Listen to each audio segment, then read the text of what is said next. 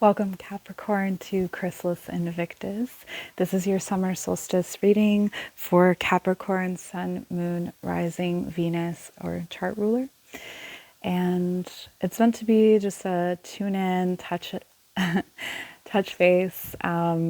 My setup is currently in flux. I don't have, this is not my perfect lighting setting. You can see my shadowy hand.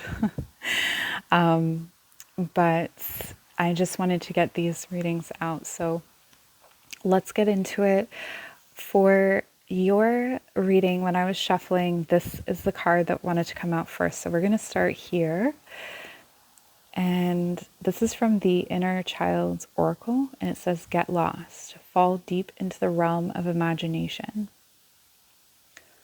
Oh my goodness. Okay, so there's definitely an emphasis here on throwing yourself into your art, into nature, anything that is going to trigger that kind of imaginative space for you. But let's see what the other cards have to say so that we can get a better idea of what's going on here. So this is a card for directions. Heal the ouch. Interesting.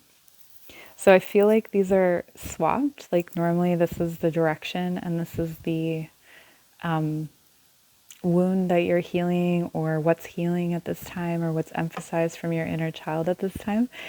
And this to me is like allowing yourself to feel like you did when you were vulnerable, when you were young. There's a big emphasis here on vulnerability, I feel. But let's take a look at this is from the Litha Oracle. Hummingbird, number 19.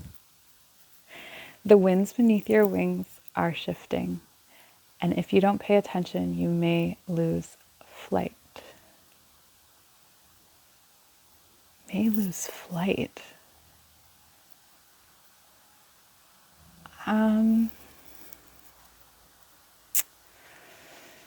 I don't think I agree with that statement. I don't think it's about losing flight.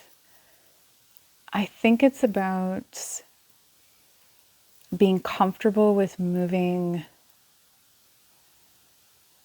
impulsively without caution, and allowing things to be flighty or fluttering or almost intangible, like being comfortable with letting go of the earth rather than letting go of the air. That's a really... So I guess if we were to tie that in, it would be like the ideas, letting go of any sort of concrete ideas that you have about what creation should be, or what your imagination should be, or what vulnerability should be, or how... Okay, you have two guardians or two guides, so I really want to pull them out to see what's helping you at this time. Okay, so we have Melazine. What on earth is this thing? Look at the eyes. All right. And she's got like fin tails. Capricorn, you have the weirdest reading so far. And Sasquatch. Like your emotions are covered, and so is your security. It's sort of about moving through the physical world like a kind of freak and letting yourself be weird and vulnerable, and like this is that idea of dance like no one's watching. And I don't know how comfortable you're going to be with this, but that's summer solstice for you. So, all right, let's take a look at the guidance for life. So we have can you focus that? Or no? The Eight of Cups. Okay. Yeah, like if it's not like if someone isn't seeing the party and the beauty in this bizarre, vulnerable, freakish dance you're doing, then they're not for you. This is coming through as I'm like, I think it's fun. I think it's like, I kind of want to seek out a Capricorn and hang out with them for a bit around summer solstice. And let's see. So we've got 10 of Pentacles for love. Okay, so you're, this is held down. Your love life, your home life, you've got it on. Like, this is why you can do this, because you've got the security that you need to go out and be a freak. Okay. Or go, you know, you can be a freak at home, but it does feel like go out is a word. And that doesn't necessarily mean with other people, but like go forth into the woods and be a Sasquatch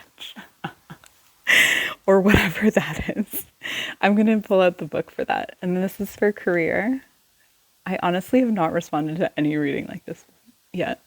Okay, so we have the Knight of Cups. In career, oh my gosh, like this is an infusion of love coming into your work. Okay, so yes, Capricorn, let's say you have a day job and it's kind of like, I have a day job like this where if anyone asks me what I do, I'm like, it's too boring to talk about. Like, it's just, it's a gig for money kind of thing. But this is like, but then when I hear about work through a tarot reading, for instance, I think more of the esoteric or the artistic work that I do for myself on the side. And I feel like that's what this is about. So much love flooding in for your art. I also feel like this could be in a roundabout way, and this not like, it's not that your art or your imagination or your vulnerability is for sale necessarily, but it could create demand for you in that way, is what I'm kind of getting in around this time. Okay, and then this is from the Druid Wisdom deck. It appears to be a cliffside. Like, why am I narrating? Okay, and it says, oops, sorry about the shaking. Sacred lakes. Rest becomes welcome after a day of work and dedication. The Welsh waters of Mount Snowdon anoint you with purification. Place a small sprig of lavender under your pillow for peace. That's interesting. Sacred lakes with this